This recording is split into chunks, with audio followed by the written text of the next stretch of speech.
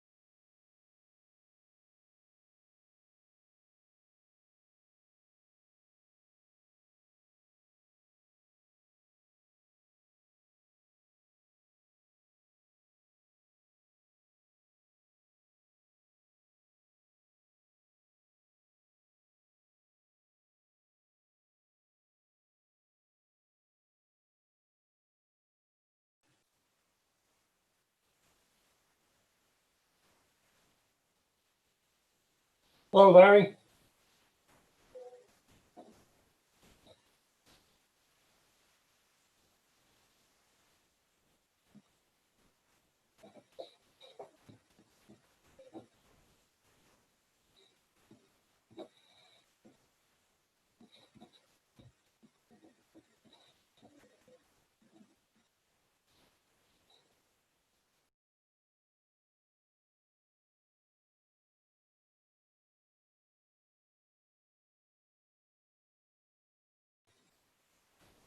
Hi, Rebecca.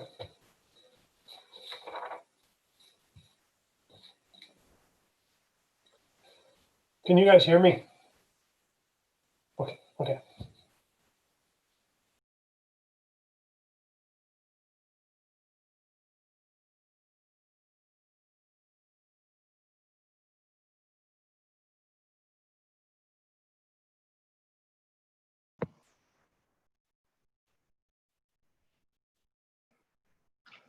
Can you hear me now?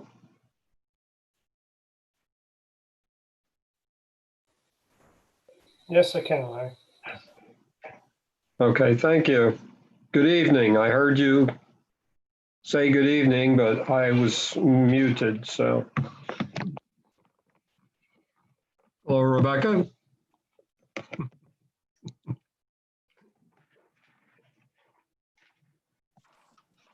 Good evening.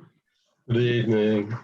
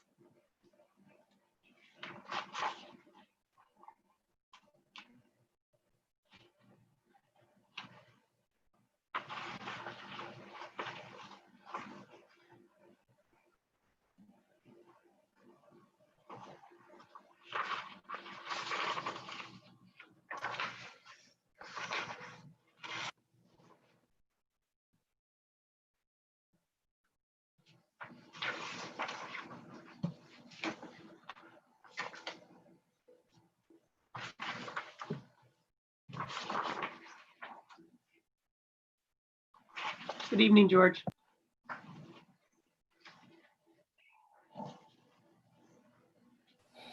Good evening. Hey, Renee. Hey, George. Hope everybody's well Good today. evening. Miss Stevens, I love your little thing here. What do you call it? My little one. I like that one.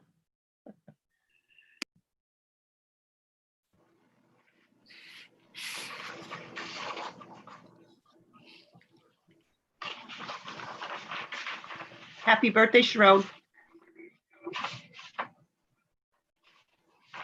What's Sharon's birthday? Happy birthday. Happy Her birthday was yesterday. Oh, happy birthday. Oh, Sharon. okay. I'm terrible at remembering anybody's birthday. The only one I know is my wife's. That's the most Thank you. important one. I'm sorry. I walked away from the computer to turn down my TV. You're lucky I don't sing to you because my voice is terrible. Thank you very much, though. Chapter 53. Woo, Wow. woo, woo, woo. I'm catching up to you. It feels I'm good, way though. past that. It feels good.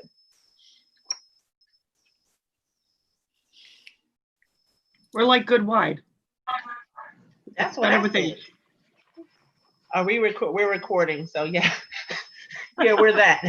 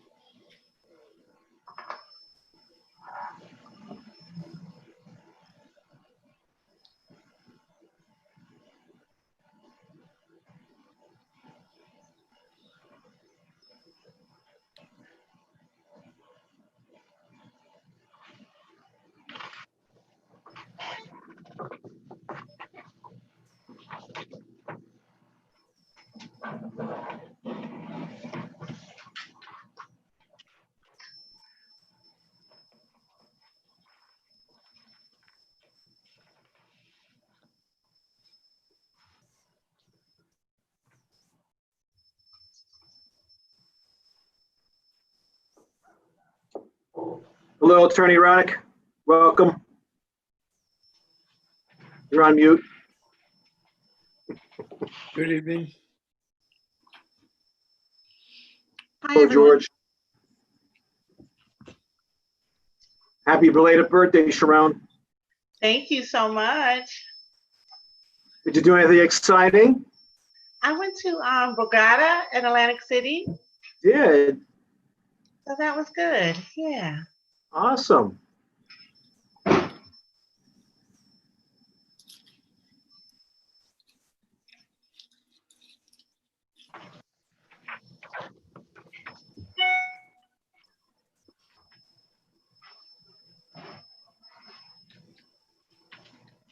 Hey, Deb. Ryan, how you doing? Barry, I like the background.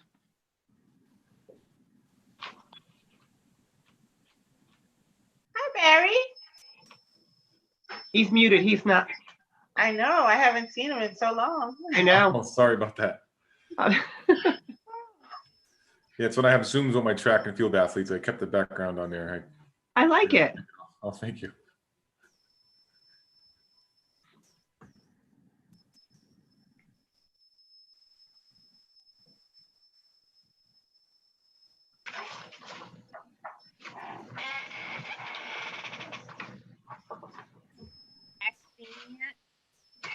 What'd you say, Debbie?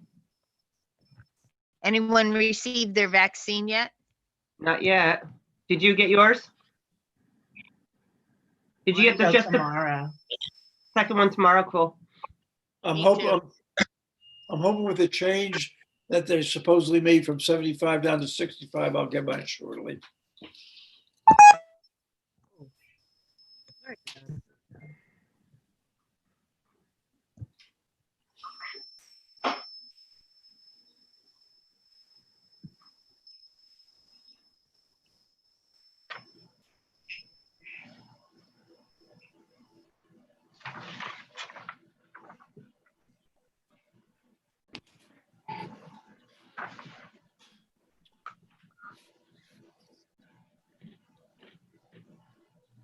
I think we're just waiting for Demary.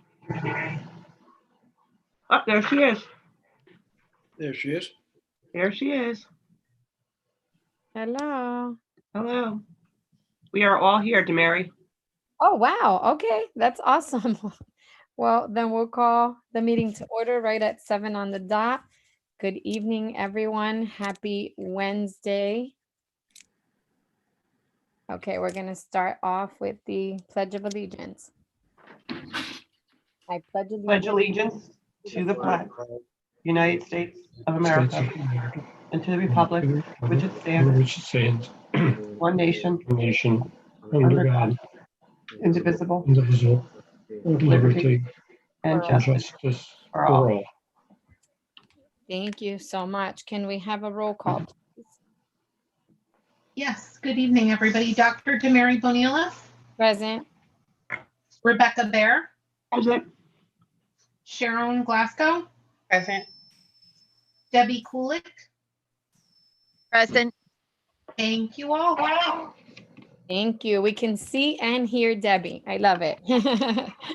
Okay, can we have a motion to approve the agenda for today, January 13th, 2021, with members of the committee reserving the right to add to the agenda and take further action in the best interest of the district?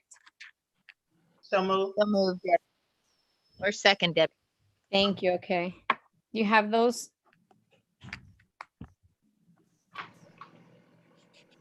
Do you have that recorded? It's being recorded. Yeah, and I want to know if she has it in her minutes because they came in at the same time. Okay, so everybody in favor, please say aye. Aye. Any opposed? Okay, motion carries. Can I have a motion to approve the minutes from the December 9th, 2020 meeting? So moved, Rebecca. Okay, thanks, Rebecca. Debbie. Second, thank you, Debbie. All in favor, say aye. Aye. Aye. Any opposed? Okay, motion carries. We have several topics on the agenda for this evening. I am excited to kick off the new year with all of this important content. I'm going to give the agenda over to Dr. Vaituli and his team. Good evening, everyone. Thank you, Dr. Bonilla. I'd like to start off the evening. I'll be passing the microphone basically over to Mr. Baddick, who's going to introduce our first guest. Thank you, Dr. Vituli. Good evening, everyone. Welcome. This evening, I have on the agenda Attorney Christine Roddick, who is a attorney through the law firm of King Spry out of Bethlehem, Pennsylvania. I've added this and I brought it into the agenda for the Education Committee for discussion and for recommendation to the board. We here at East Stroudsburg, we have I want to say an aggressive approach for defensibility in terms of how we handle, how we deal with litigation, especially in the area of special education. It's been a focal point, a revision point since I came on board 3 years ago. We focus on defensibility in terms of being preventive, proactive, but we also have to deal with when litigation comes before, especially in special education. And so, we're always looking to see how can we improve. We train our staff, our teachers, we train administrators. We're always looking to see ways and means of how we can always be preventive again. But two, we look at how we handle, how we deal with when filings come and claims are filed against the district. It's important that we have firms that and attorneys that represent the district that are very strong and knowledgeable in the area of pupil services, especially in the area of special education. I'm making a recommendation through my presentation this evening in conjunction with Attorney Roddick. Attorney Roddick, in just a few moments, is going to go over and just do an overview with the committee, what services King Spry provides and how their involvement with the district. Once again, King Spry was with us in the past, and I'm going to bring them back in as a recommendation is that they rejoin us and continue to support us as a firm and continue with us. They are endorsed by our insurance carrier. They are recommended by our insurance carrier as a law firm in the area of special education. They do represent us as is recommended right now, jointly with some cases that we have going on presently with our IU. So I want to introduce to you, and it is an honor once again to bring back around Attorney Christine Roddick. Thank you, Brian. Good evening, everybody. Thank you for the opportunity to speak to you this evening. My name is Christine, and I am the managing partner of King Spry, and I also chair the special education department. And East Stroudsburg Area School District was one of the very first school districts I began working with over 20 years ago. I grew up in Monroe County as a lawyer. I was Judge Cheslock's second law clerk, and that was the year that they only had 4 judges at that time. So I'm kind of dating myself. We're going back approximately 20 years.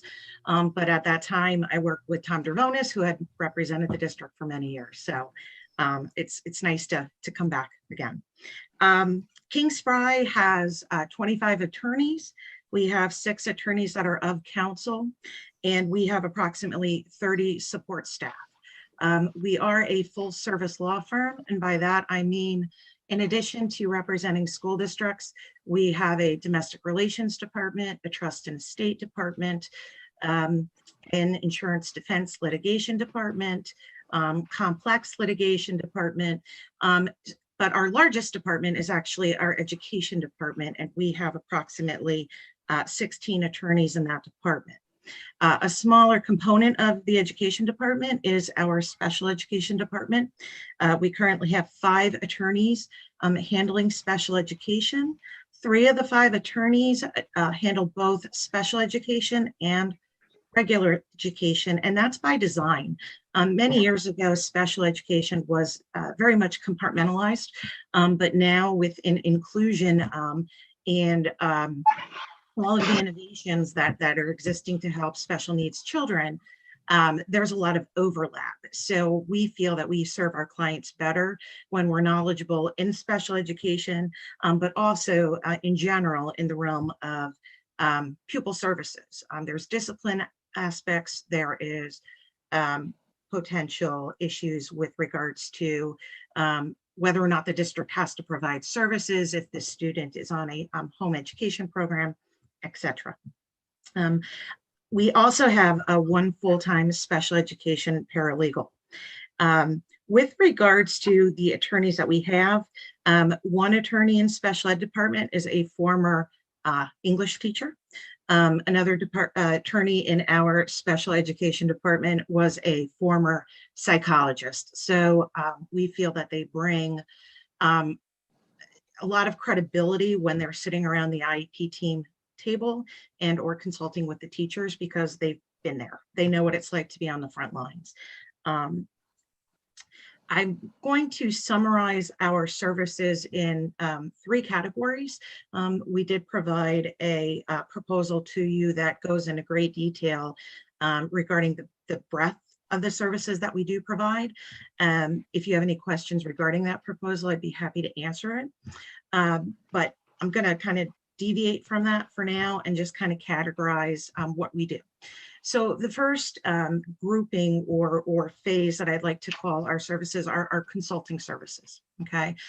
Our goal with those services is to put you in a defensible position so that if due process claims are filed, you'll be in a position to tell them to pounce and defend your decisions. So with consulting services, it may include reviewing IEPs, reviewing re-evaluation reports to ensure that they are in compliance with the law and defensible in front of a hearing officer or a court. It could be providing answers to questions. For example, 4 o'clock on a Friday afternoon, a student might engage in a discipline violation, and you need some answers very, very quickly. You can pick up the phone, give us a call, and we'd be happy to guide you through that. It could include review of your special education policies. In one of our client districts, we're actually performing a special education audit. We are going through their files randomly and looking for systemic issues that they can try and plug those holes moving forward to make their programs more appropriate and more defensible coming from a legal perspective. So that's the consulting aspect of it. It could be case specific, or it could be general to the special education services at the district. The second piece or major component of what we do for our clients is litigation. We have all litigated numerous cases in front of ODR hearing officers. We have gone all the way up to the Third Circuit with some of our cases. We are involved in the Pennsylvania Department of Education compliance complaints. That's not necessarily litigation per se, but it is an opportunity for PDE to come in and complete an investigation regarding your procedures and order corrective action. So when we're talking also about special education, it's not just the IDEA. We're also talking about Section 504, and we're also talking about the creature of Pennsylvania, which is gifted education, okay? The last piece or category of our services, I would like to call professional development. The laws and regulations regarding special education is constantly changing. There are guidelines that are constantly changing. There are hearing officer decisions that are constantly evolving. And the best way for the district to be in a good position is for your front lines, your teachers, your administrators, your principals, your central administrators, are to be knowledgeable with the current state of that law. They can then take that knowledge and apply it to your policies, to your procedures. So we do a lot of in-service trainings and professional development. That can be done via webinar. It could be done hopefully one day in person again. We also share and provide non-charged services. We have things called school law bullets. Some of you may already be on our list.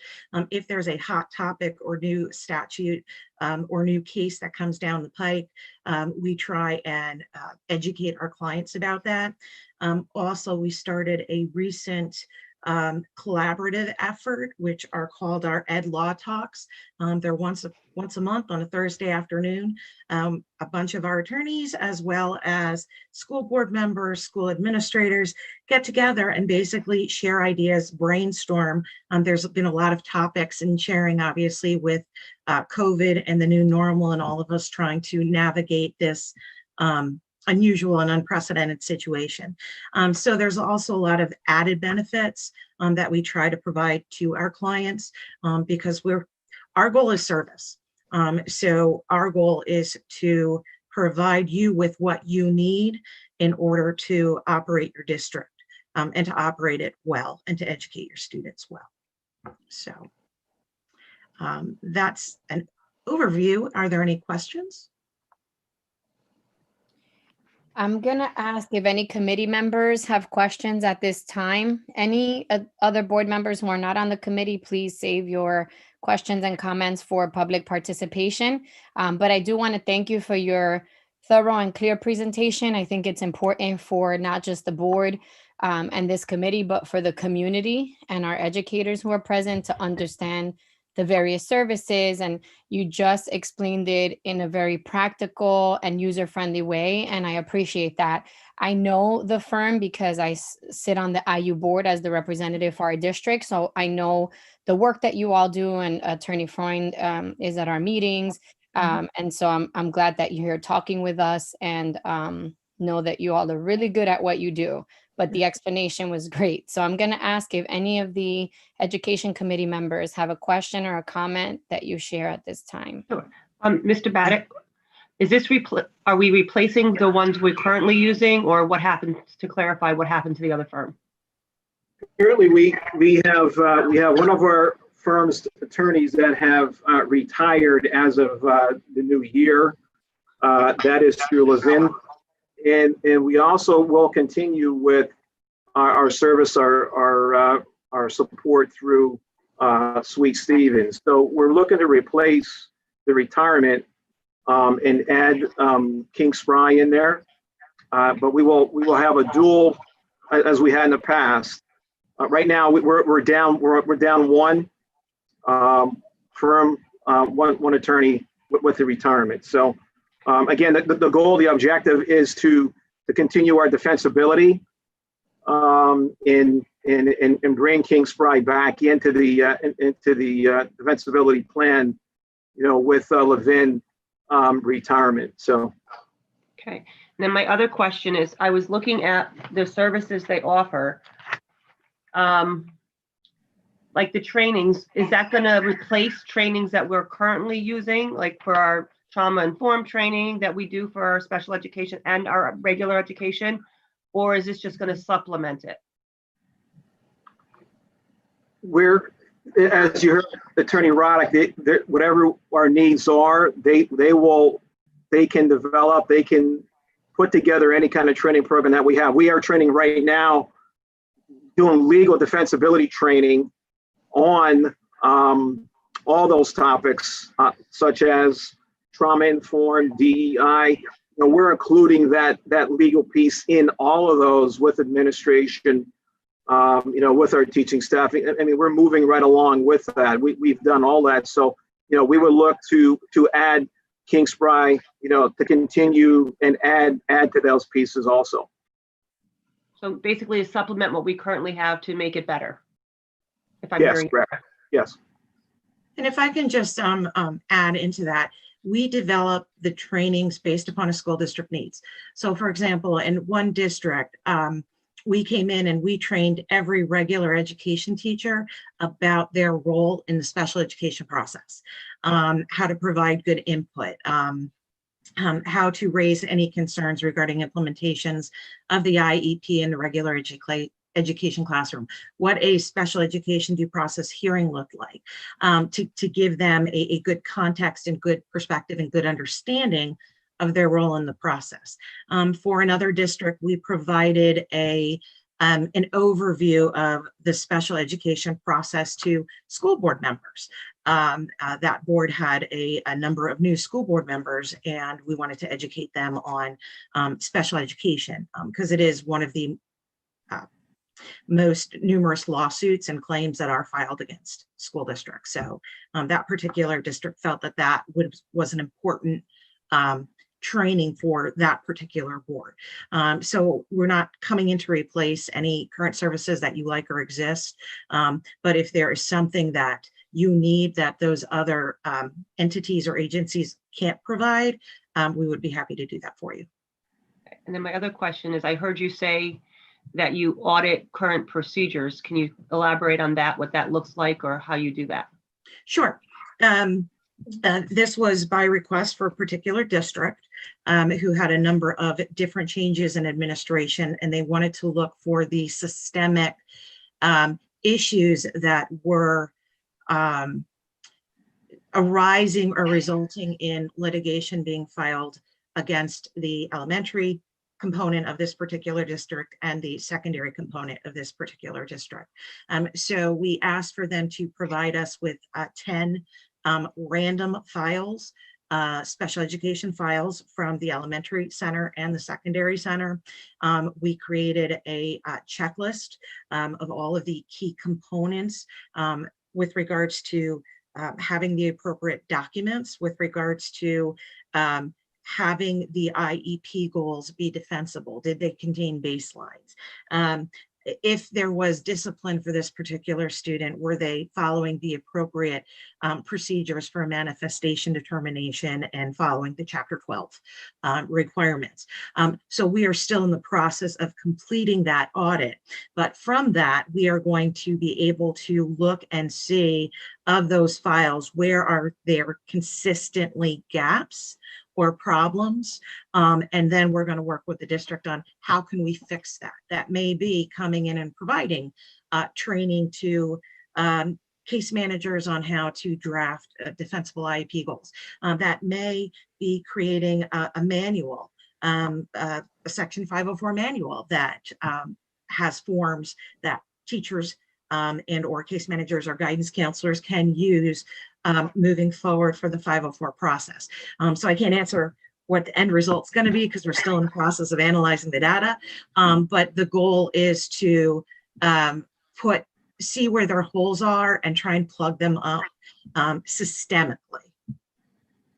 And just to interject, we had, and when King Spry was turned to pass, just as sure not too long ago, they did exactly that for us as part of our internal audit, working with our staff, as Attorney Roddick described. They were doing that with us, and then, you know, their contract was not renewed. It did not. We're not able to continue those practices, you know, that work with them. So it was very beneficial, and we were moving forward with that with them at that time. So we would continue to do that.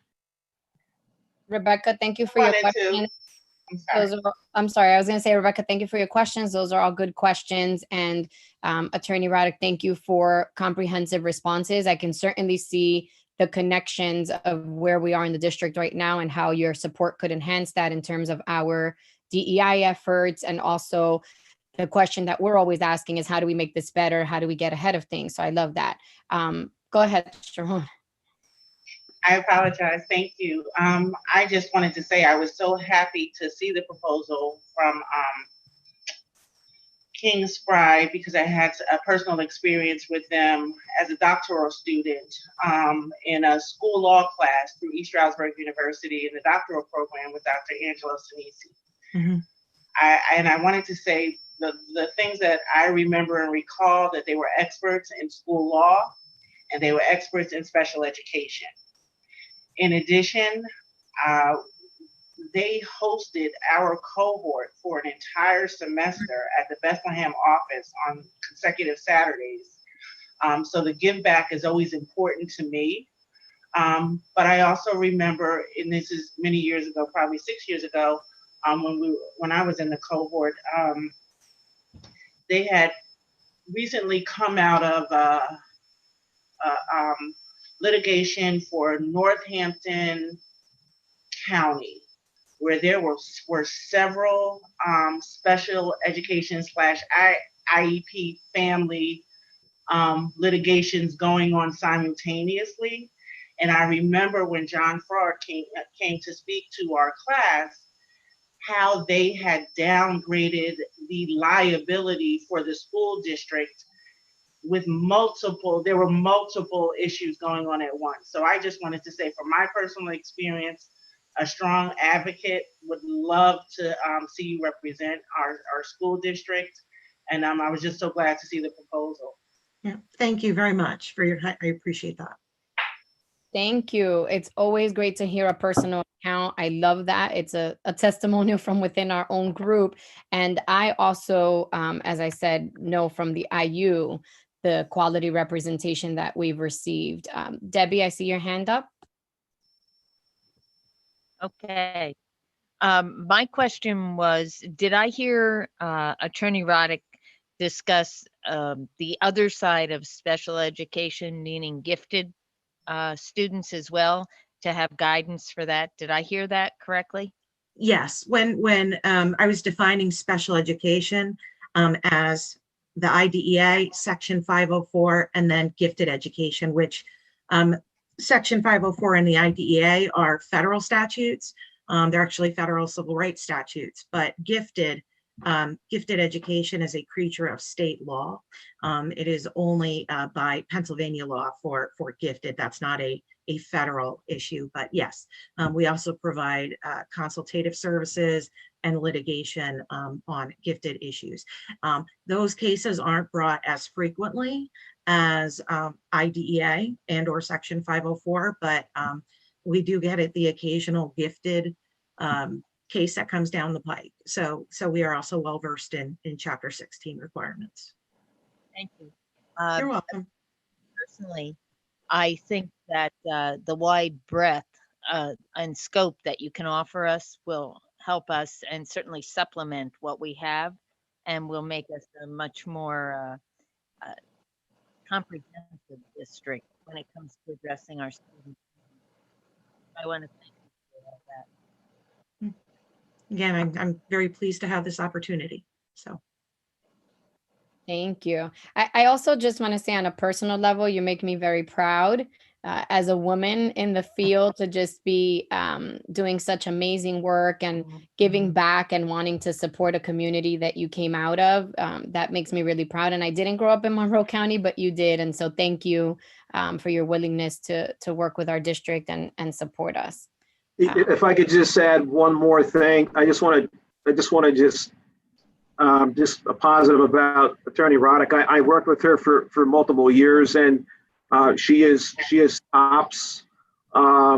She also puts together the Lehigh University special education. It's an annual conference that takes place down there, and it's a national conference, and she is on that board, the committee down there. So we have a top attorney in our presence this evening, spending time with us, and it's just an honor to have her with us, because she is one of the tops in special education in this state of Pennsylvania. So I just want to let you know that. So that's what we have. I have to start coming to your meetings more frequently. Thank you. Put that in your positivity jar for when you have a rough day. Thank you. Yes. There are more rough days now than there were, everything that's going on. So thank you again. I truly am touched. So. I bet we've talked a lot in this committee about how there's more trauma in the past year based on the crisis and the challenges that everybody's facing. So thank you. Mr. Baddick, I'll give it back to you. Thank you. That's all I have. So my recommendation at this point is based on information that you were presented, you heard. The recommendation would be to move this forward to the board and get the package that Attorney Roddick shared with us to the board for approval. So they may join us and be a part of our defensibility plan as a firm that's going to represent it for us in special education pupil services. And that's all I have. Thank you. I want to ask for clarity in terms of process, and Dr. Riker, you can help here as well, but are you making an official request for a recommendation today because it's not on the agenda on the recommendations? Yes. So we would like to have the committee make this recommendation to the board for the January 25th meeting. Okay, so we can address it when we get down to recommendations on the agenda, correct? Okay. Yes, Dr. Bonilla, thank you. Thank you.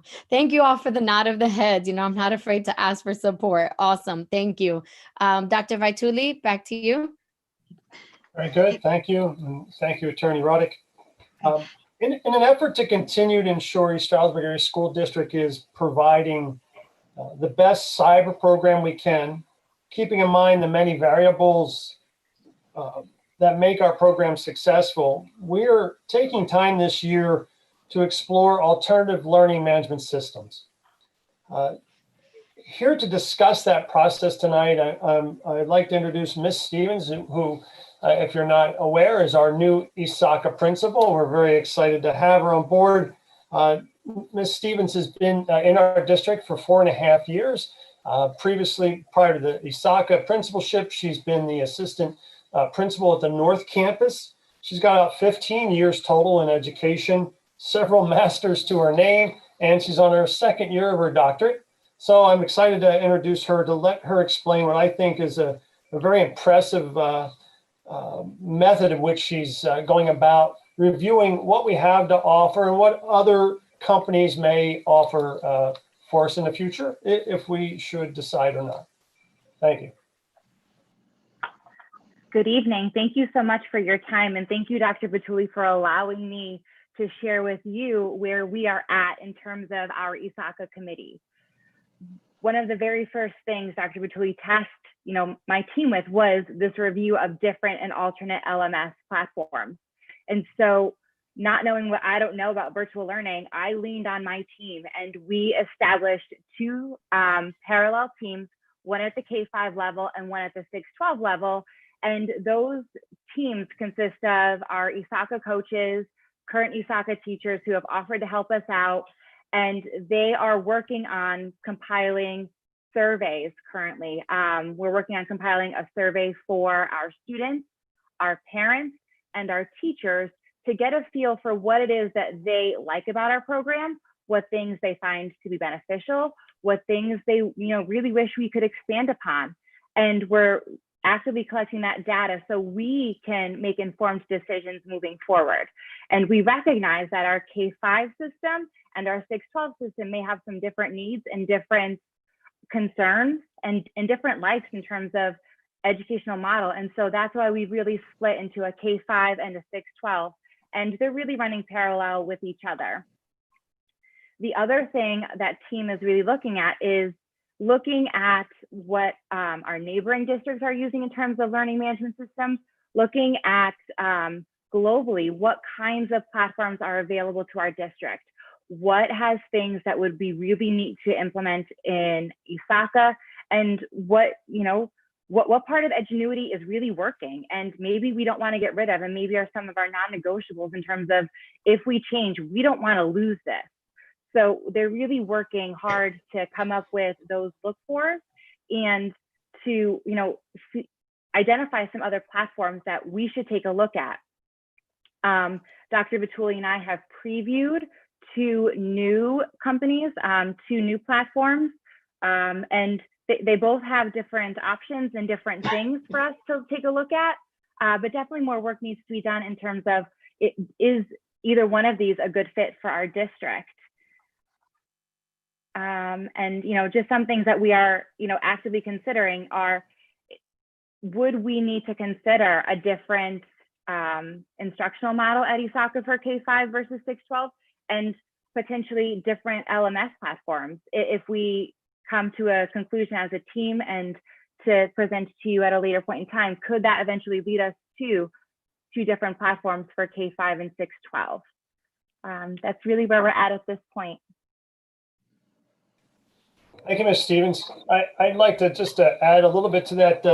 So Ms. Stevens and I've asked her just to, as she connects with companies that have potential for further review by her team, that we just get an initial brief overview from that company, just her and myself, so I can ask some questions that I know that we're going to, that are non-negotiables. So we can get in there. And so both of those meetings have been very successful so far.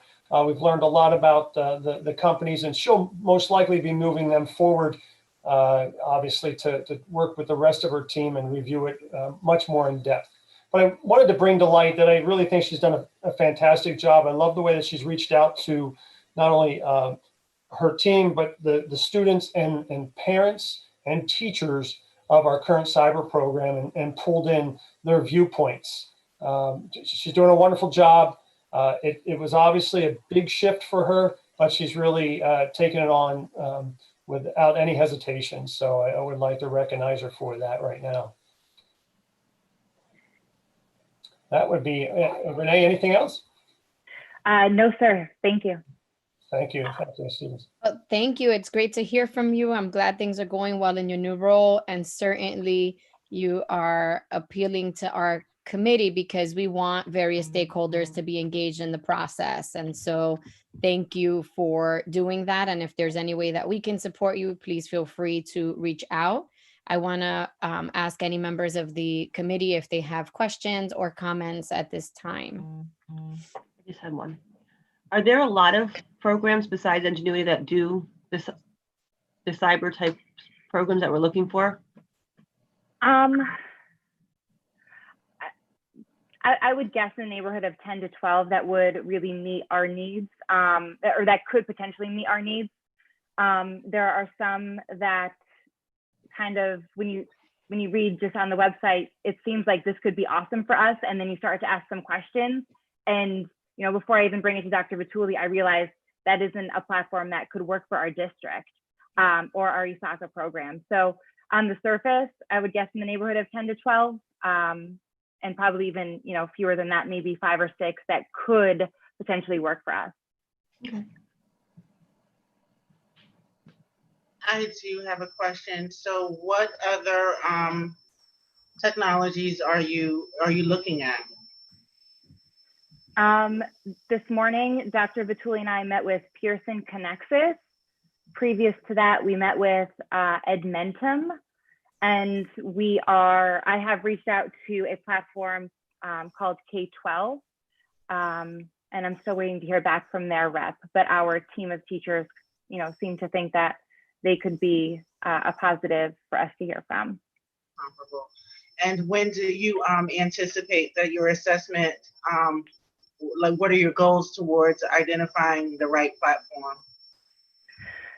So Dr. Vituli and I spoke about this morning, and neither one of us would like to rush this. We really want to take our time and make a good informed decision.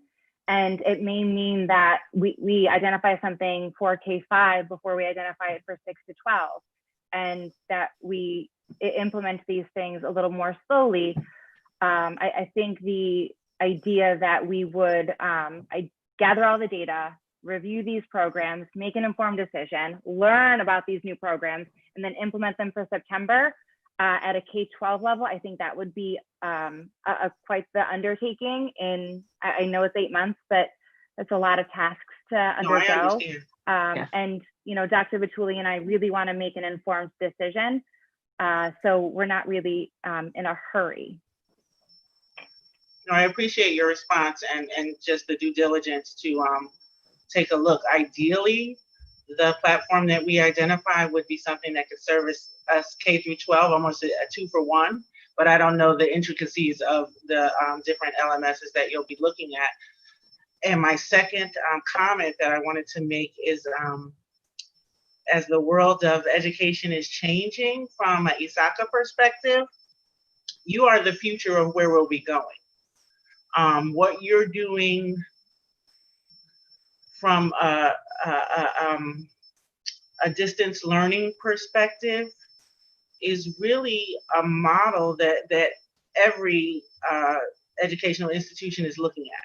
The most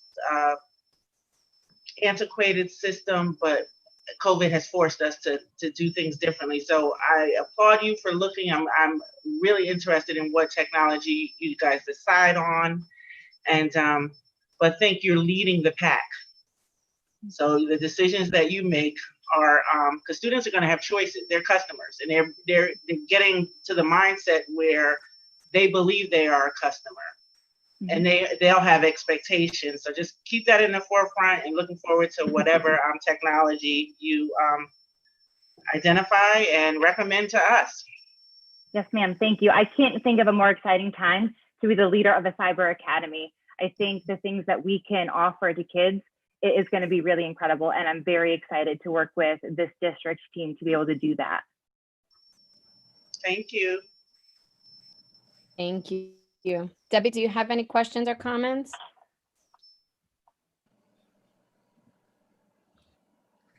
I'm just happy that we're getting a broad base of options to look at. Thank you. Thank you. Dr. Vaituli, back to you. Very good. Thank you again, Ms. Stevens. Kind of in the same area of where we're talking now, I wanted to bring forth another teacher to speak.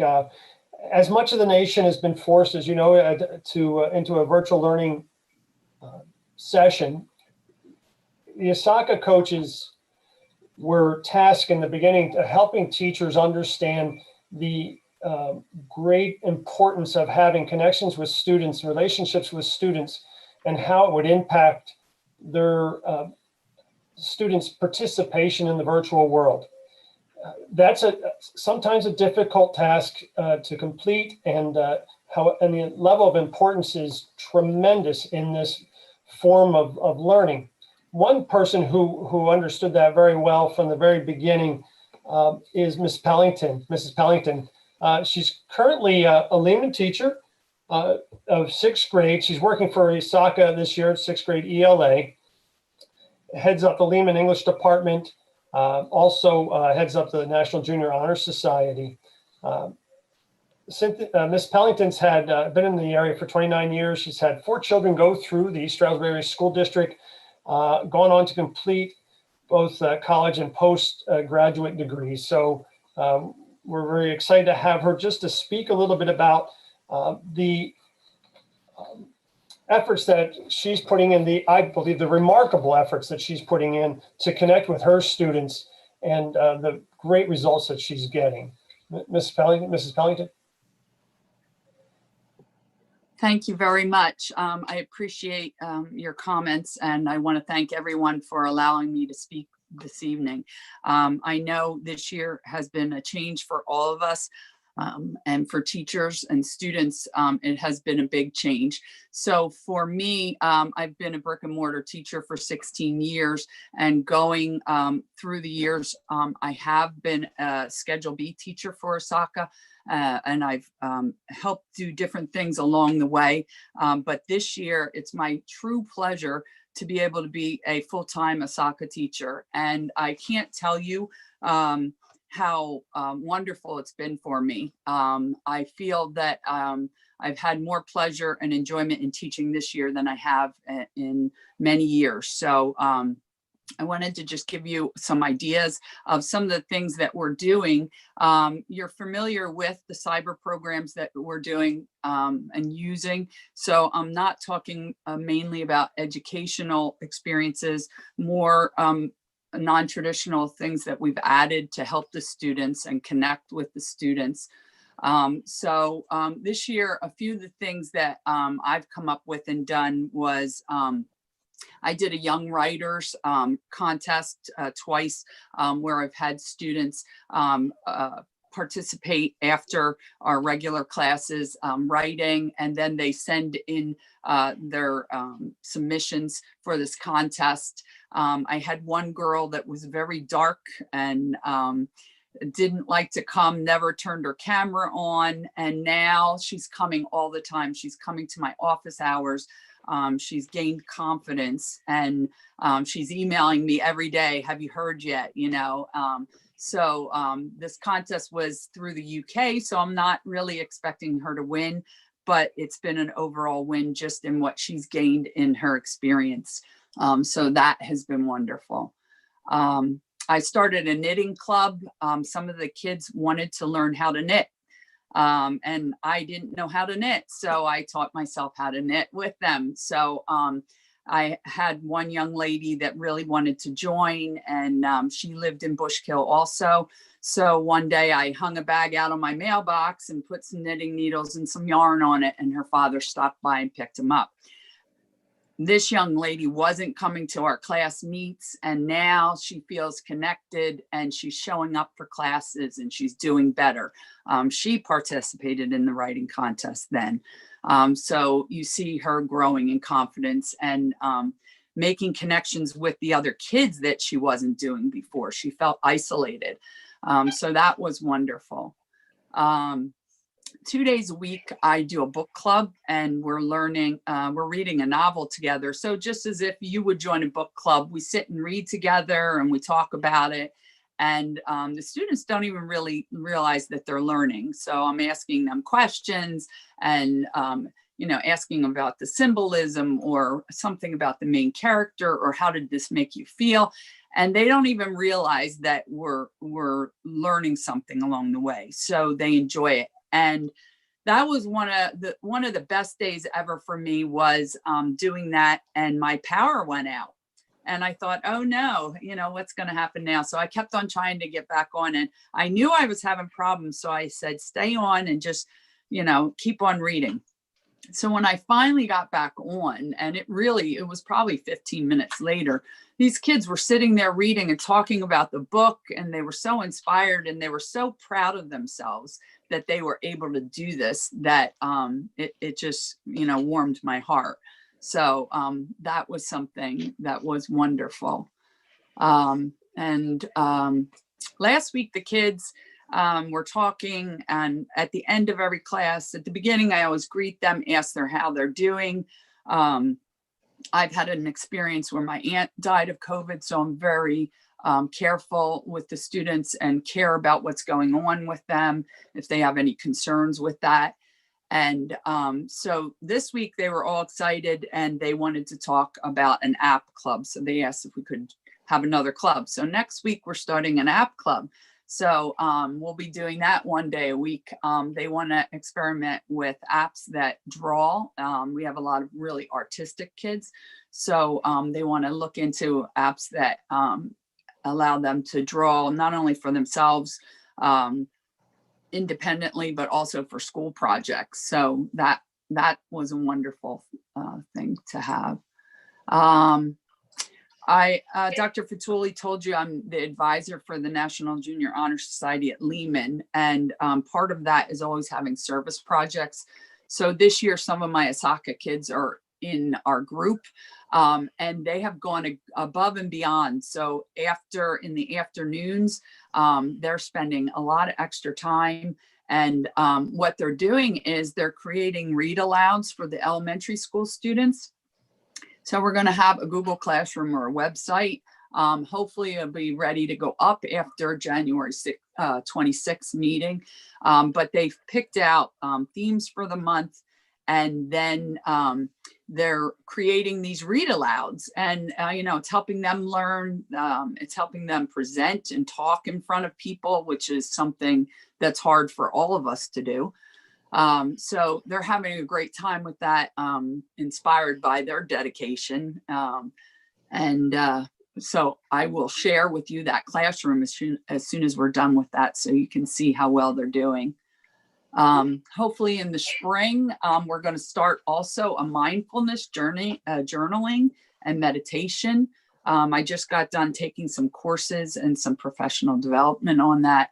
I personally have a practice of doing yoga, so the students know that and they're interested in that. So there have been many opportunities to add new things in for the kids and to get, we have so many students, but this year we had the opportunity to be able to connect with them in ways that we haven't been able to do. So I, just want to thank all of you for allowing me this opportunity to teach this way this year, because it's been a wonderful experience for me also. And I know, like Dr. Futuli said, I have 4 children that have gone through and graduated from East Stroudsburg North. All of them have had a wonderful education through East Stroudsburg, which I appreciate, and have appreciated the dedicated teachers that they had. But I know that parents are having difficulty in some aspects moving into this virtual world. I spent an hour on the phone today with a parent that just doesn't know what to do. So, we'll have a one-on-one meet with that student every single day until we know that he's doing okay to get caught up. So there's so many ways that we can help and add to their experience. And I look forward to finding out if we change platforms. But thank you for allowing me to talk and allowing me this experience to help the students and parents.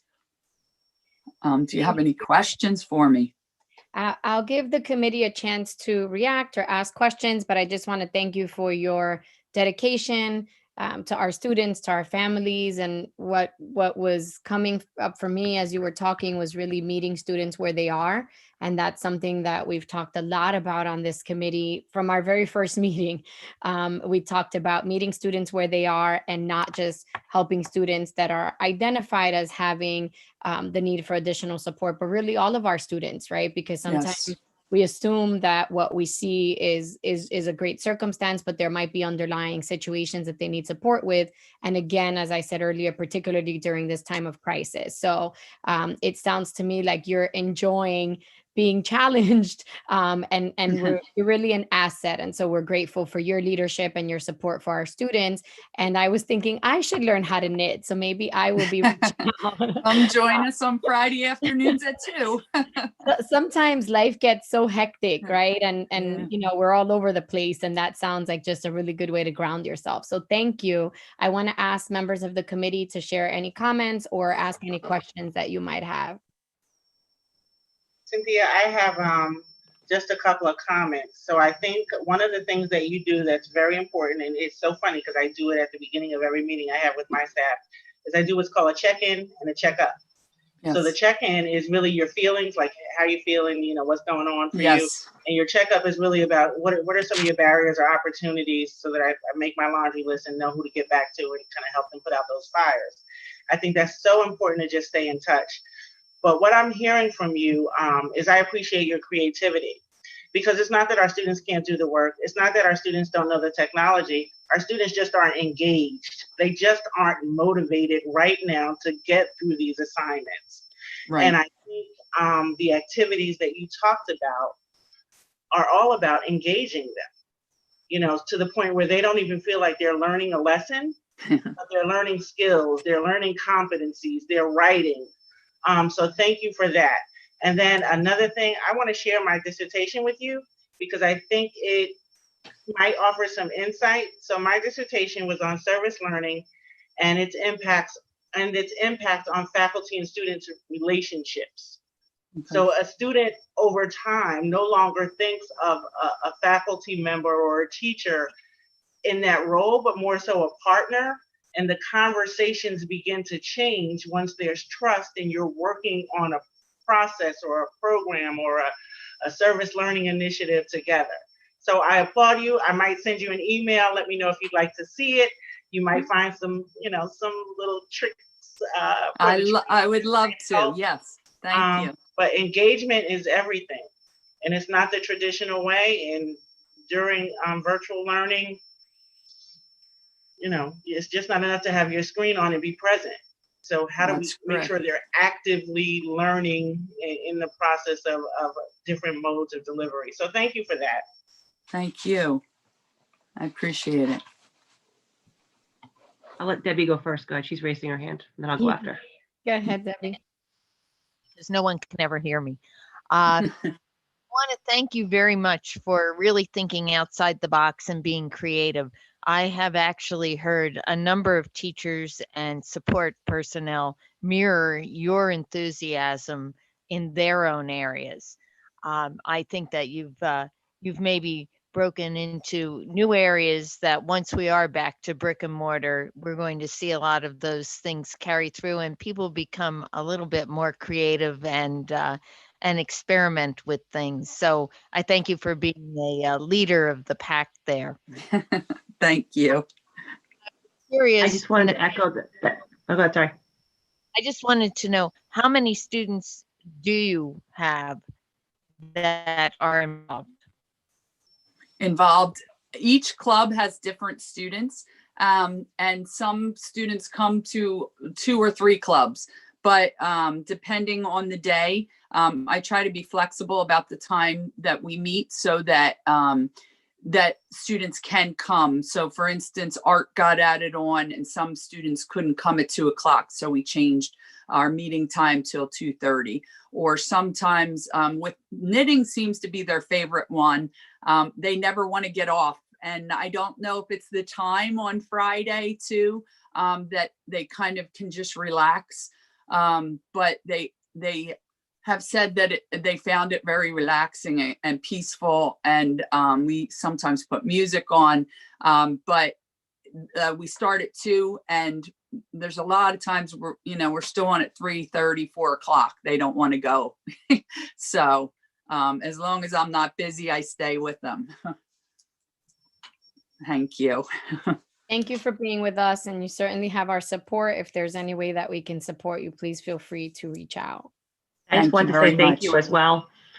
I miss you at Lehman. I'll be back on the 19th in my room. I actually teach out of the building. So yeah, Maura told me she had her NJHS meeting with you the other day. Yeah, and actually they were so great. What a great bunch of kids. I know they want to take some basketball practice, but yes, which was wonderful. They emailed me ahead of time. They're learning such responsibility. So great group of girls and boys. And I would love to see book club implemented in the brick and mortar schools and things like that as well. If we could do something like that, because that's a fabulous idea that you're actually getting kids engaged that may not have normally been engaged in discussions like that and actually enjoyed reading and getting, reading to be something they enjoy.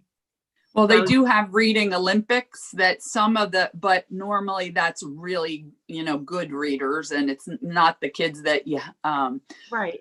That, it's a new thing for them, but right. Because I think book club was, I'm sorry, go ahead. Wow. You're lagging. I'm just excited about book club and having them actually just discuss books. And even if they're not strong readers, the other ones might read well and they can kind of, figure it out. It'd be great. That's what's happening right now. I did have a student that asked for additional help because she's struggling in reading. And then I also have a gifted student in the group. And it's funny because a lot of times they'll pair up. So if I do breakout rooms, the 2 of those will work together. So it's wonderful. Yeah. Well, that's excellent. Thank you. And certainly we've seen more engagement with technology. So although it was a challenge, and in some ways it is, we've seen the students engage more. I'm hearing about a lot of students who are attending our school board meetings. I had someone recently say to me that when she lost power, she went over to a relative's house to charge her gadgets, and her niece, who's a junior at North High School, was listening to the school board meeting and taking notes. So fantastic. That is exciting. And I know my 8-year-old goddaughter is watching us tonight. Being able to watch it on YouTube has given them an opportunity to engage. So a shout out to Aubrey who's watching, and to all of our students who are able to engage in this way. And thank you again. Dr. Vituli, back to you. Thank you, Dr. Benny, and thank you, Mrs. Pellington. I really Thank just you. enjoy your time. Thank you. Thank you. So this next area, creating a reader family program. I want to take you back a little bit. Read from Home has been a part of the East Stroudsburg Area School District for as long as I can remember. It was a program that is targeted towards pre-K and kindergarten parents and children in an effort to enhance their reading skills. So over the years, that program has been run out of Smithfield. And as a principal back then, I do recall it taking place at Smithfield when I was there. Because of COVID, that was an in-person program, by the way, I'm sorry. Because of COVID, obviously the in-person program was not able to take place this year so far, and normally would be taking place right about now. We get Title I grants to run this program, and I spoke with Angela Burns, our grants director, recently, probably about a month or so ago, about trying to get creative of how we could bring this program in, and we thought we could do this program virtually. But with talking with her, she suggested that this program, because she was very knowledgeable of the program and assisted with the Read from Home program for many years, she felt it could use some refinement. So we began to talk and discuss the ideas between her and myself, and came up with the idea of doing this virtually. So we went out and solicited advice and for the creation of a better and an improved program, still on the same lines of Read from Home. So working with Dr. Viney, who is just retired from our school district of just last year. She's 29 years with our district, 26 years in the elementary program. 3 years she was a literacy coach for our district.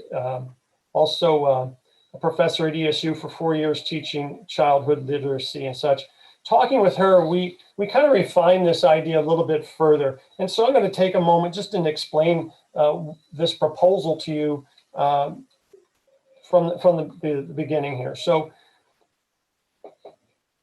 Create a Reader Family Program is a 5-session parent program that presents early reading strategies to parents who have preschool and kindergarten children. As you know, reading is a complex skill and it begins in the home. This program is going to provide parents with explicit information on the reading process, along with research-based strategies to foster this early literacy development. The concepts that we're going to cover in this program are oral language, phonological awareness, alphabetic principle, word work, and of course, vocabulary and comprehension. This program will run 5 weeks. We're hoping with your approval and getting it passed through the board to start this in April, late March perhaps. And what typically would take place is that we'll provide parents with information manuals, games, songs, online resources, and of course the PowerPoints that we'll be using. In addition to each family will get 5 fiction and nonfiction picture books that they'll work with Dr. Viney online, virtually, going through those and learning, teaching the parents and the children on how to read.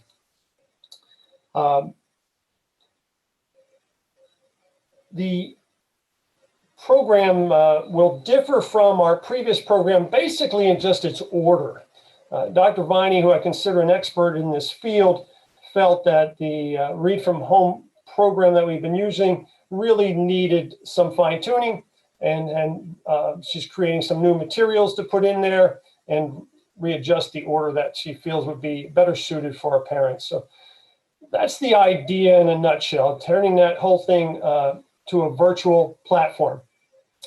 We, again, fund this through Title I, as we always have. The books and the support all come, as I said, all come from Title I. The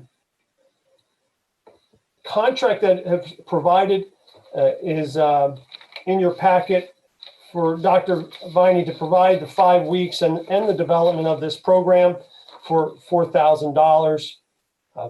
This program typically costs the district $10,000 when we were running it through the buildings. Do you have any questions of me? Go ahead, Rebecca. So are we going to have things in place for families that may not have access? So for example, we have a family who has a preschooler who may not have internet in their home or may not have computers in their home. Are we going to be able to help them out so that they can participate? I think that's a wonderful idea. I think we could provide hotspots that we already have. Ms. Bear, we have hotspots. We certainly have Chromebooks should these families not have that. And that's a very good point. Yes, I think we can do that. Right, because I just want to make sure it's equal opportunity for everybody within our district, not just those that have the services, because I know not everybody does. And one thing that I know we've spoke a lot about in this committee is equity and making sure that we give the opportunity to everybody to participate. Yeah, absolutely. And we have said that at this point, no one should be in that predicament as long as we know that there are needs in terms of Chromebooks and hotspots that we're able to meet those needs. Right? And I want to make sure that everyone in the district is made aware that Mhm. if somehow get it out to our preschool families and our kindergarten families, that if this is something you want, we will make it happen for you. And I don't want anybody to be left behind. Yes, thank you. Our kindergarten, obviously, everyone has or should have computers from us and hotspots if necessary. We're providing those to all the district people right now, district families right now if they need it. The pre-K would be an extension. So I'll have to work with Brian Borash on that and come up with a plan to serve any pre-K families that may not have what we need to pull this off. Part of the marketing, of course, is to go out to our pre-Ks that support or send their students our way and advertise this to them. Generally, this program has gotten about 25 to 30 families. We are really setting a goal for 100 families this year, I think just through some increased marketing efforts. So, and what I heard Rebecca say that I just want to echo on behalf of the committee is the communications piece. And so you said you would survey the families, and we certainly would love to have a follow-up on that. And of course, if we can support, let us know. But just being sure that people know that it's available to them has always been a focus of the committee. So thank you, Rebecca. Debbie or Sharon, do you have any questions or comments? Sorry. I'm going to email Dr. Batul to ask him some questions to be able to promote it in an article. Okay, great.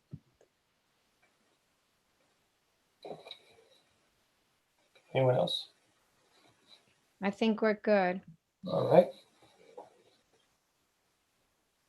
Okay, at this point, then I guess we'll turn over the microphone to Ms. Lori and do the DEI update. All right. Hi, everyone. Good evening and Happy New Year to all of you. It's a pleasure to see you all. We have so much participation, which is exciting. I am going to do the DEI update and want to share with you that we have been actively meeting for the past few months and have grown greatly in the amount of people who have wanted to join us. At this point in time, we have established committees, 5 different committees, and they're connected to our district initiatives and our district focuses, 6 focuses. So the teams that have been created at this point in time are meeting where we will come together and review goals and then make decisions from there about how we're going to continue to move this work.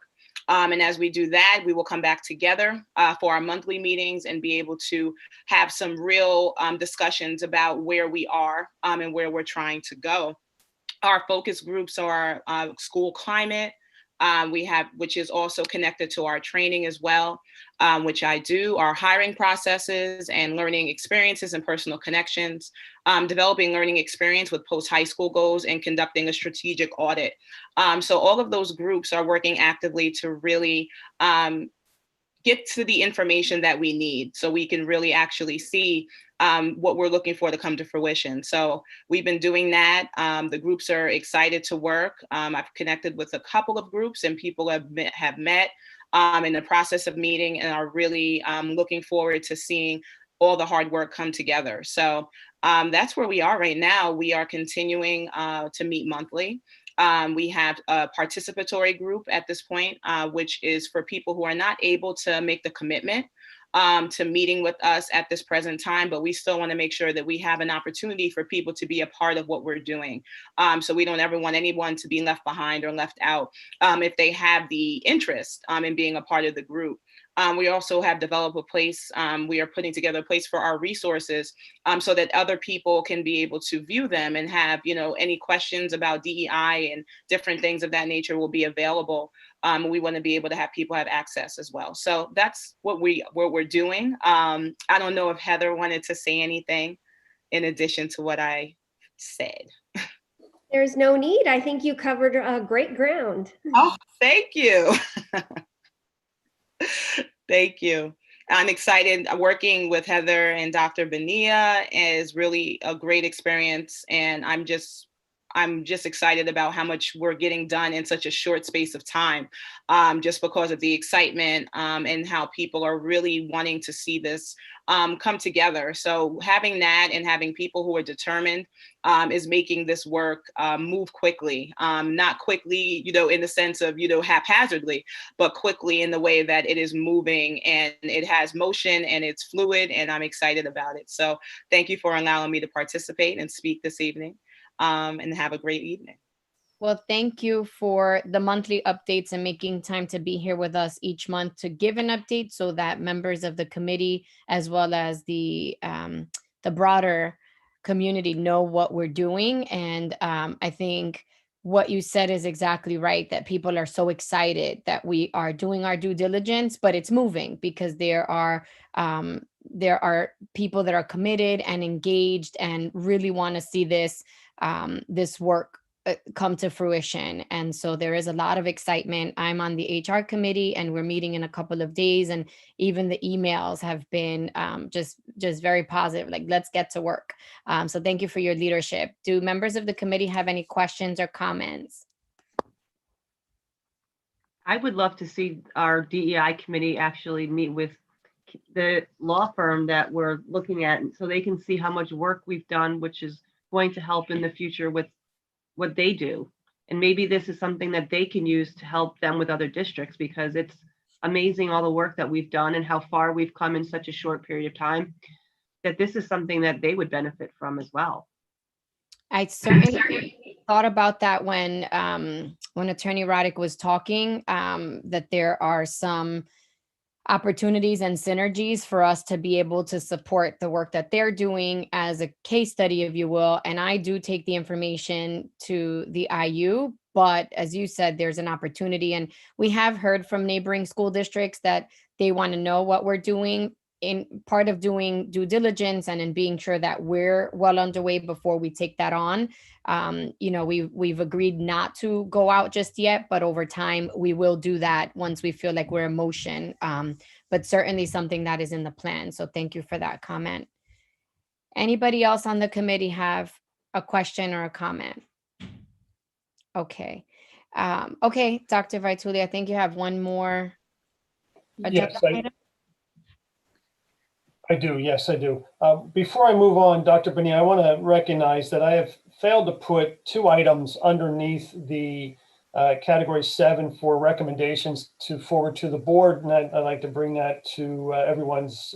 Yes, I have my look up here. I have my notes. So when we get there, we will. Okay, so I do apologize. Those 2 items, of course, would be the Reader Family Program and, of course, the King Spry contract. The 2 contracts, correct. And that's why I was asking earlier when we got there. I think it's something we all missed. So no worries. We will, we did reserve that right to adjust, and we'll do that when we get to that agenda item. But thank you. Very good. Thank you. Sure. The next item is very brief. I just wanted to bring to your attention, so you're aware if you see communication going out, that we as a district, we're moving forward in preparing for state testing, state and mandated testing. And at this moment, Keystones, PSSAs, LSATs, access testing, all these items are slated to take place. I'm working very closely with Dr. Bradley, Ms. Pipardo, as well as our administration team to come up with ideas and methods that we can complete this task and keep our students and staff as safe as possible. I just want you to be aware that we are moving forward. This is not necessarily going to be an easy task, I believe, especially when we get into the intermediate schools and the elementary schools. Of course, we also have that several thousand students in the cyber part of our district that we have to find a way to get them in and get the testing done as well. So again, we'll be doing a lot of communication. You may, I just wanted you really to be aware that that's what's coming down the pipeline. Does anybody have questions regarding Keystones or PSSAs, any of So that? they have to be done in person? Yes, they do, Ms. Barry. Yes, they So do. if parents don't want their kids to come in person at all for whatever reason, can they opt out? Well, there are opportunities to opt out that the state has identified very clearly. We present that to the parents in the information that we provide the parents. There are, pretty straightforward methods to do that. Dr. Vituli, when does the testing begin? Yeah, 1 second, Dr. V, I was gonna ask, can you give us a brief walkthrough on a couple of those basic questions that people might have? So timing, preparation, audience? Certainly. Thank you. Anticipated winter Keystone testing is to start, and Ms. Pipardo, correct me if I'm wrong, but I believe it was February 8th and February 9th. Is that correct? And then the following week or two after that. We are purposely holding off testing as long as we can in case the state should come back or the feds change their mind as to whether we even need to have this testing this year. So we've been just kind of holding it off as long as we can. So we'll start with winter Keystones in February. Access testing will most likely begin, that's a very small group of students of about 80 in the whole district. That'll likely begin shortly after students return on the 19th. The PSSAs will fall in next, and I think Dr. Bradley and Mrs. Pipardo and I were discussing those to be the end of April, beginning of May, followed up with the spring Keystones in the month of May. Very, very crowded schedule, as you can imagine. Again, we're trying to keep as many kids in school and not interrupt the current hybrid model that's already in place. There's also LSAT testing that we'll be fitting in likely late February, beginning of March, and that's for our second and third graders. I'm sorry, Dr. Benet, you had some other questions there I needed to answer. I think that's good. I was, you specified the grade levels. I just want anybody who is on to understand, as well as anybody who watches the recording so that they can follow along. Rebecca, you have a question? Yes. So I was looking at my parent email for the Keystones. I don't have, my son's done his Keystone, so I didn't really read it. But my question is, I see that it's going to be on days where there are no students in school. So I'm assuming it's going to be on a Wednesday or a day where there's less students in school. For those that are in ESACA and their parents may work, are we going to provide busing so that they can get to the schools in order to take these exams? So the answer to busing is yes. But the first part of your question was, we've made a change, Rebecca. We originally anticipated a large number of students being required to take Keystone testing because, as you know, last March we closed down, and therefore spring Keystone testing didn't take place. We made the assumption that those students were going to have to do that. Well, we only recently learned that they won't have to do that. So the number of students that we have to test for Keystones this winter and even this spring will be likely much smaller than we anticipated, approximately 100 students. So we have a much easier time of fitting that in. Only 100? I recently sent out another statement to all parents in grades. Mrs. Piparato did that today, I believe. Is that correct, Mrs. Piparato?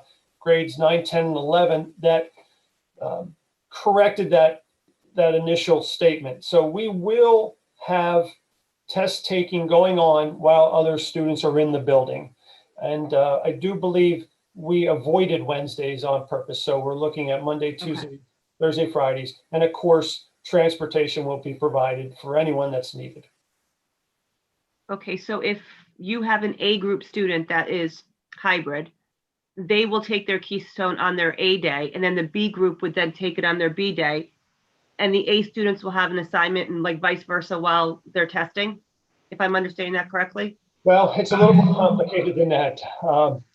And honestly, it's very complicated because not all students need it. We have, of course, the algebra students, the bio students, and the ELA students. We're looking to test, because it is a small group, we're looking to test all algebra students at the same time. And of course, that could be an A student or it could be a B student. And this information will be going directly to each one of those individual students and their families, so there's no confusion. And again, excuse me, those numbers are very, very small. And normally our Keystone numbers are going to be 300, 350 at least at the south, 300 up north. But because again, the changes in the requirements for this year, that it's reduced quite a bit. So we have that few students taking algebra, or that few students taking bio, or 10th grade English? Because I believe everybody in 10th grade English has to take a Keystone, correct? They do. We'll have much larger numbers in the spring, but right now. So it's just the way you did the scheduling this year that not everybody, I guess there's less people taking Keystone type classes this half of the year? Yes. I'm confused on why the numbers are so different. I am relying on the information from the high schools. Both high schools confirmed that the students that need to take the test is approximately around 100 this go around. Interesting. Ms. Piparato, do you want to weigh in? Is there anything?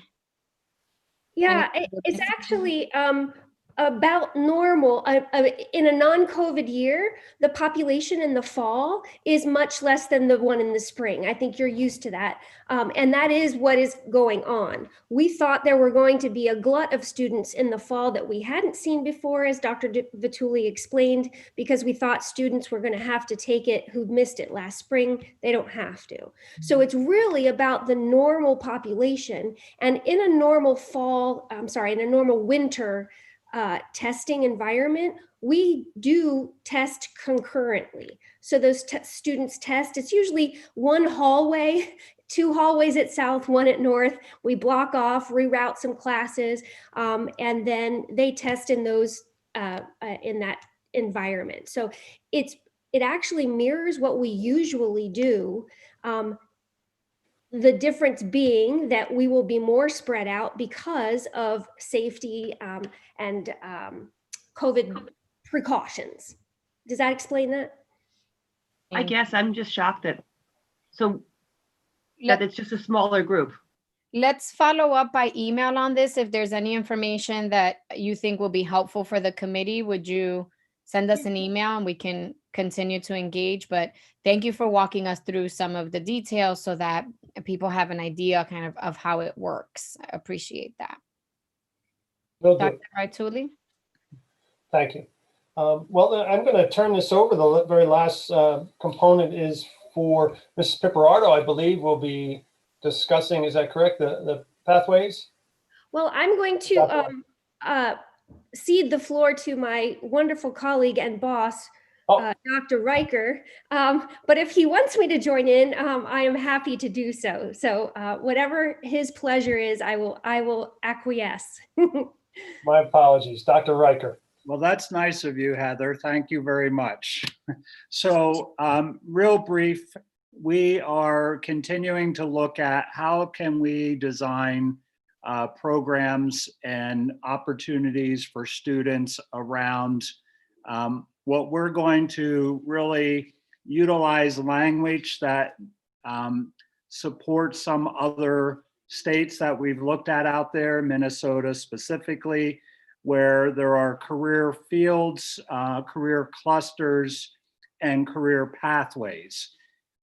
Right now, what we've been doing is meeting to look at and would bring forward to the Education Committee 6 different career field areas that we would like to consider as part of our program of studies, where we would look at aligning current programs, repurposing some programs, and of course, adding some additional items so that we can immerse our students in career fields and pathways that will lead them to some of the high priority occupations that may exist here locally in the area and beyond, and looking at really identifying a radius that we could look at as a district and say, how can we provide employability opportunities to students and really immerse them in programs that are really of interest and or passion that they have, so that their day in school is really focused on those areas that they want to pursue post-graduation.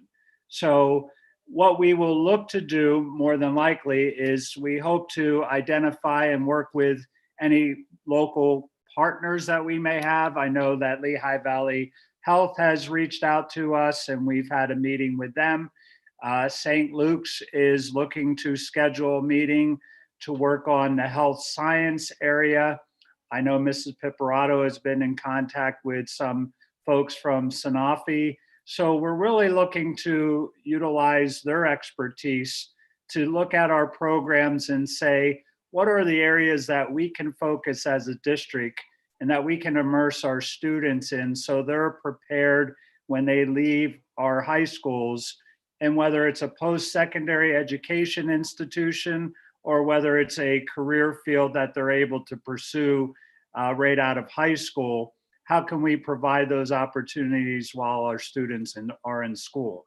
So it really helps to support our vision and our ideas moving forward of how do we then get students engaged in job shadowing opportunities, internship opportunities. And of course, that's difficult now in our current COVID situation, but it isn't something we've lost sight of by any means. So it's a slower process than we hope, but we are still focused on that, and we'll be able to provide some of those pathways moving forward that we'll be looking for the committee to sort of give us your guidance, your blessing on, yeah, let's pursue that pathway for the subsequent school year, so that students can start to align and select courses based on a career pathway that really is in line with what they want to do once they leave East Stroudsburg and pursue their post-secondary education or a career opportunity. So I can share with you the 6 areas that we are looking at, which we are using the terminology career fields. This is sort of the 30,000 foot view, if you will. The 6 that we're considering right now are agriculture, food and natural resources, arts, communications and information systems, engineering, manufacturing and technology, health science technology, human services, and business management and administration. So we can't do under each of those, there are many pathways. And so we're going to really need to narrow our focus because we can't do them all. It wouldn't even be possible to do them all. So we're going to narrow our focus using those high priority occupation areas that are within that geographical area that we might define, so that again, we can give our students those employability skills under those pathways. So more to come on that, a lot more to come on that. And we will keep the committee updated as we progress through those. Thank you, Dr. Riker. I know this is a discussion we had frequently during our comprehensive planning process, and so I'm glad that it's here with the committee. I want to ask if any members of the committee have questions or comments with the knowledge that we're going to get updates and be part of this as we go along. But no, Debbie's nodding no. Sharon, I know this is up your alley, so. I do have a question. Is this team, whoever's putting together the potential clusters or pathways, is this internal or is this still part of that Monroe 2030 with all the superintendents? Is this still the same? This is internal, Sharon. Okay, Thank you. Yeah, we're still committed to the Monroe County Pathway Coalition, but sometimes we feel like we're able to progress maybe a little quicker. And so we like to move a little faster, but we're still a part of that group, and we're going to still collaborate with that group and do what we can as a district to support their efforts as well. Thank you. And I had a second question. If you could, please consider entrepreneurship, just because of who our students are. I think, and it might fall under business but just think about it. And I'm hoping that, because students are going to service jobs, they're going to higher education, and they're becoming business owners. Yeah, I agree, Sharon. So anything we could do to help them in that fight. Absolutely. And Thank one you. thing too, I was thinking about, you said, Sharon, we have a lot of alumni that have gone into entrepreneurship type roles in their careers. And I think it would be great if we reached out or worked with some of our alumni who could be mentors to our students in the Pathways program as well, to kind of lead the way on how they got to where they are as well. So maybe even develop a mentorship program with alumni. Yeah, I love that. And a couple of thoughts that I had piggybacking on both Sharon and Rebecca's comments is that we could make some connections with our communications committee in terms of leveraging those individuals that are representing some of those various areas on the communication steering committee. We have business leaders, we have community leaders, and may be a good place to start. And then also we certainly need to connect this to the DEI committee and the work that we're doing on the DEI committee to help just with the considerations about how this impacts the various demographic groups and leverage that committee expertise as well. So very exciting. And thank you for the update. I do want to apologize on behalf of Trinae Lurie. She was unable to chat in the chat box, but she did message me and say she had to leave for another meeting. So she won't be available to answer questions during the— Debbie's raising her hand, Demary. Oh, sorry, coming Debbie. She won't be able to answer questions or react to any public comments. Debbie, yes. I'm sorry, I was going to send this to Dr. Riker myself, but across the way, perhaps we might be able to put something out that surveys through our website to be able to see what participation we can have from local businesses across our district. Just a thought. Did you hear me? Yes, we did. And he's nodding his head and I think he's taking a note. I am. You are correct. Thank you. Thank you. Yes. Sure. And Dr. Riker, can you speak for a moment on what's the, if you have this, and if not, if we could talk about it in one of the next updates, but what's the staffing model for the project, particularly thinking about Rebecca's suggestion for some kind of mentorship opportunity? So we're not that far. I mean, we haven't really gotten to how we could do that. I took notes on all of that. I think that how we might be able to expand this, I'd like the survey of the member, and I'd like the involvement of folks from the communications committee. So right now, I think until we really narrow our focus on one of those career fields and then the clusters or the pathways that would be within that field, that will help to start the conversations regarding staffing, adjustments to program of studies, and our involvement of those staff members within those departments and helping us to create those ideas and reaching out to the experts in the field that are out there in our community that can support our initiatives, so that we're not creating that alone. We really are going to weigh on and lean on those individuals that can provide some of that guidance for us. So we're not there, but that would be my my initial thoughts, Dr. Bonilla, on how we could do that. Okay, certainly excited for that to come through this committee and be able to be part of that, engage with you. We have educators that join this meeting every month and would love to have them engaged as well. So kind of signing you all up, okay? Phil and Barry and some others who join us every month. I know you're committed and passionate and would love to hear your thoughts, whether in an email or at some of the upcoming meetings, since you're on those front lines with our students. So thank you, Dr. Riker. Looking forward to this work as well. Any other comments or questions from the committee before we move to public participation?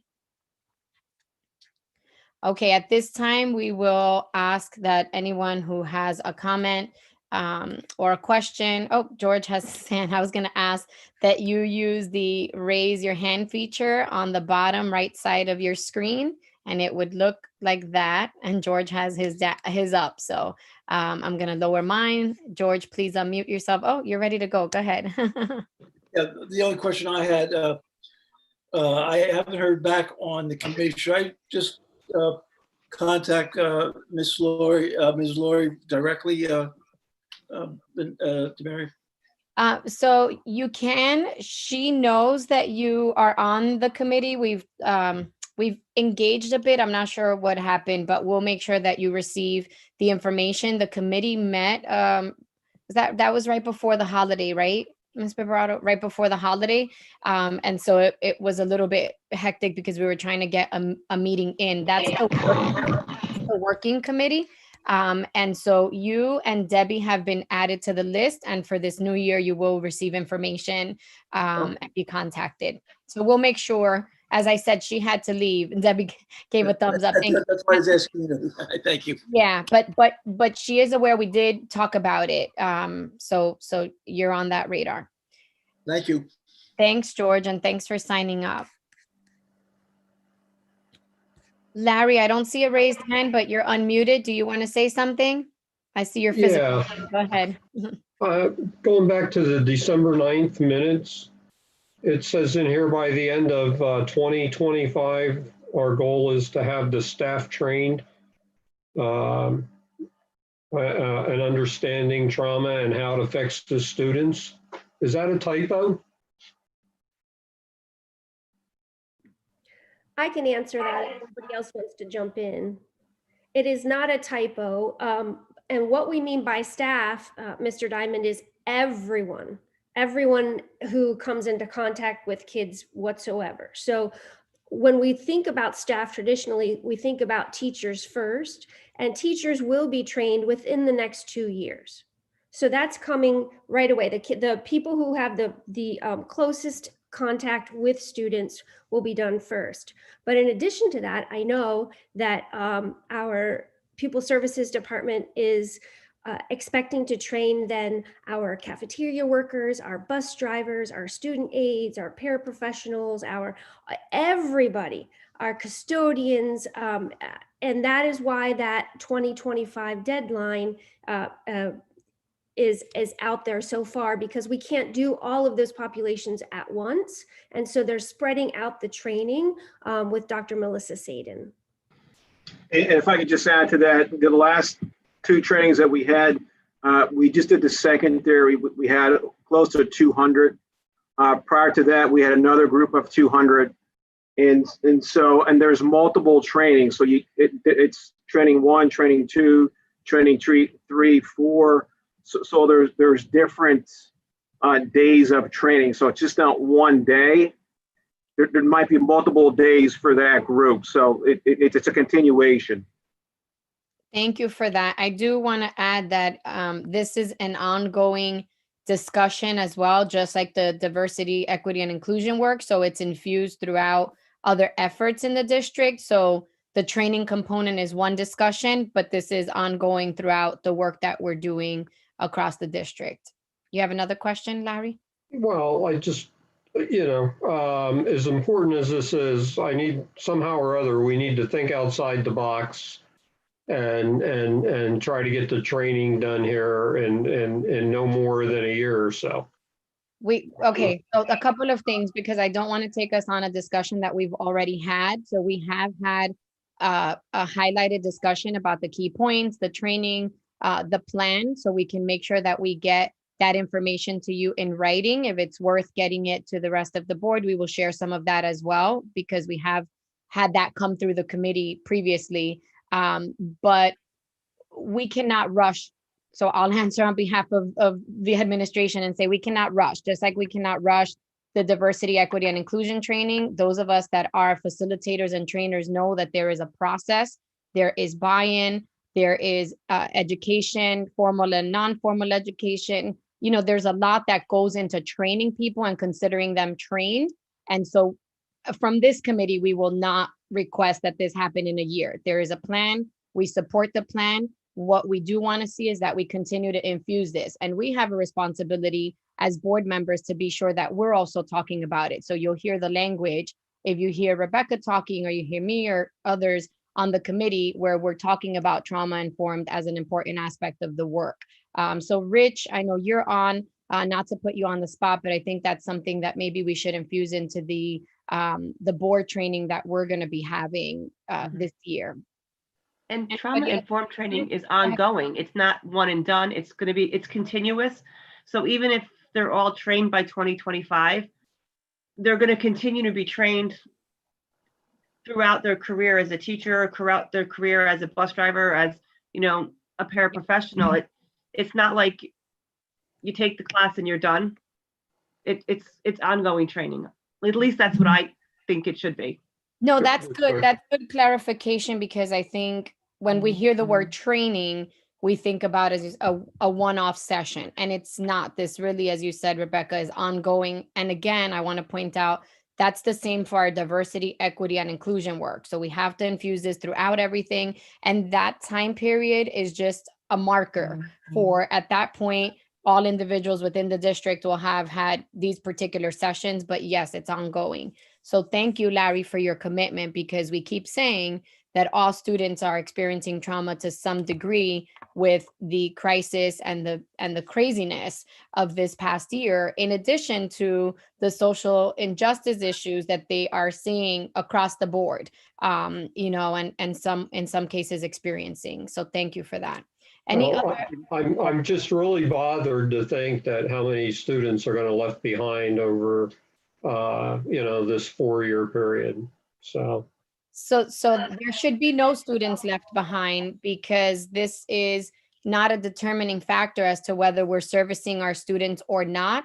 Everybody is doing the job that they are required to do to support our students. And again, at every level of the district, we are and should be in more detail talking about trauma informed. And actually, our district is a leader in this subject area. As I met with the president of the National School Board Association within her first month on the job, we did clearly delineate that our district is a leader in this conversation. Our district submitted a proposal to the National School Board Association to talk about the work that we're doing in this space. And as I've talked to other colleagues in education, a colleague who is appointed to the New York State Board of Regents said there's only one other district that she knows of in Rhode Island that has not done it as comprehensively as we have. So I'm really proud of that. It's something that I talk about outside of here. And maybe what we need to do is talk about it a little bit more so everybody understands.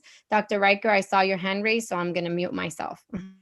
Thank you, Dr. Bonilla. And thank you for the words you just said, and Rebecca as well, regarding the training. I think you're on point with what our vision is for the district, but I also just, for the committee and for Mr. Diamond's purposes, I just want to remind the board and the committee that there are many, many mandated trainings required by the Department of Education and the State Board of Education.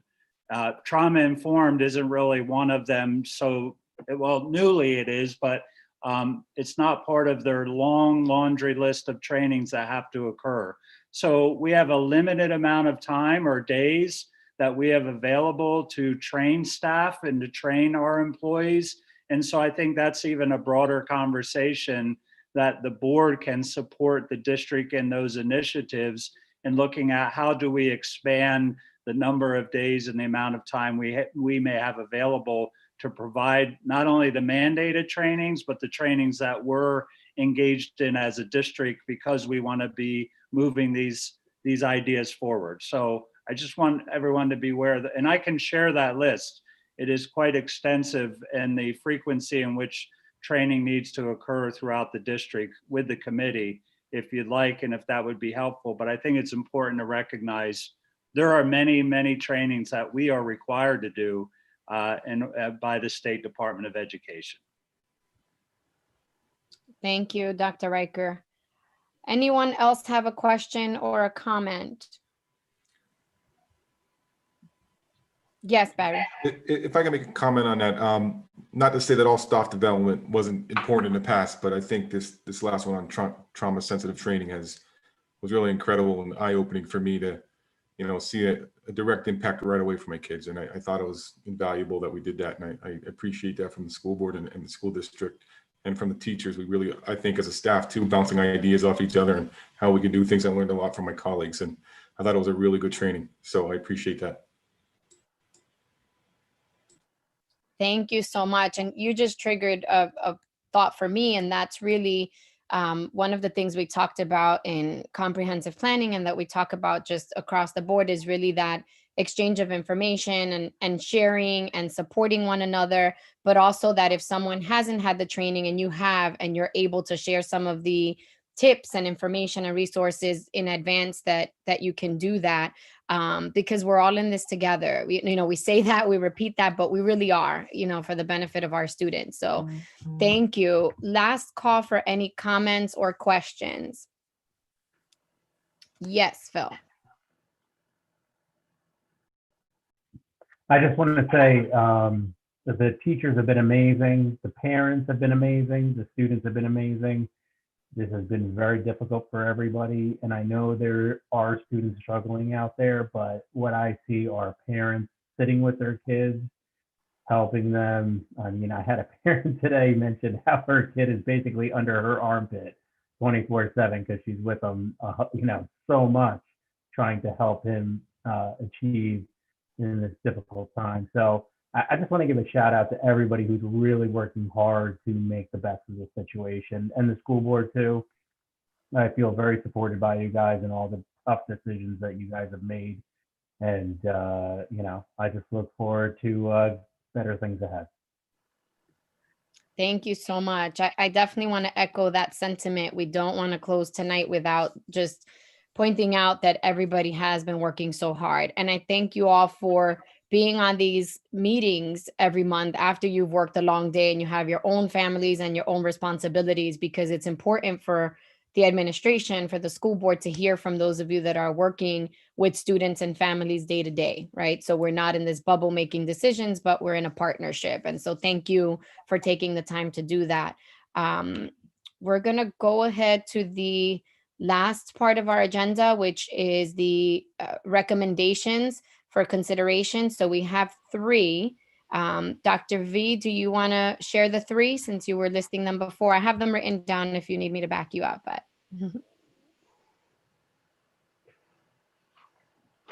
You're on mute. There we go. Yep. I'm having a hard time getting that button.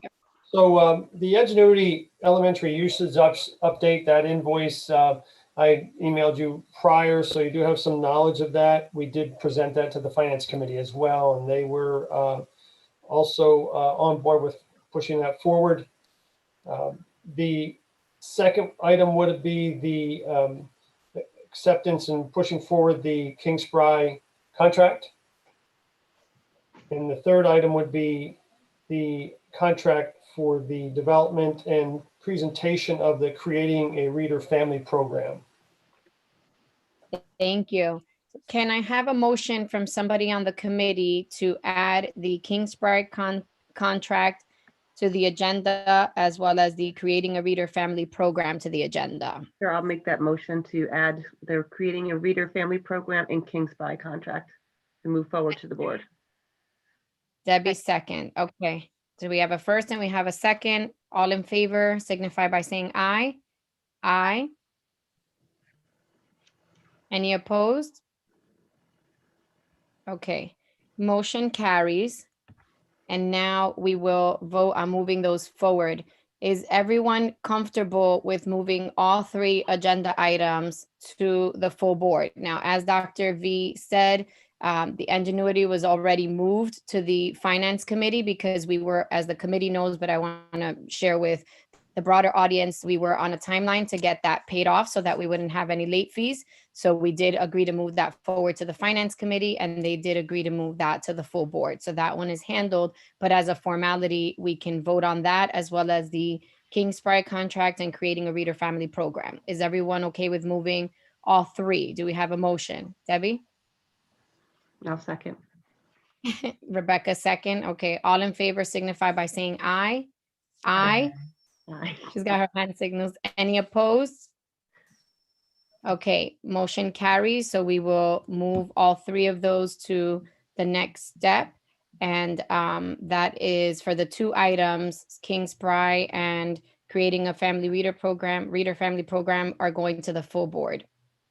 The next meeting for our committee is Wednesday, February 10th at 7 p.m. Just a reminder that we've now moved our monthly meetings to the second Wednesday of the month. I've had a couple of people reach out because we've been meeting the first Wednesday of the month for a year. So there's a little confusion. Thank you all for your efforts tonight. Thank you for your contributions. Thank you for all that you do every day for our district and our students to succeed. Do I have a motion to adjourn? Debbie, do I have a second? Rebecca, I love the finger. Okay, all in favor signify by saying aye. Aye. Any opposed? All right, motion carries. Have a good night. Meeting adjourned. Thank you. Have a good rest of the week, everybody. Thank you all. Thank you very much. Good night.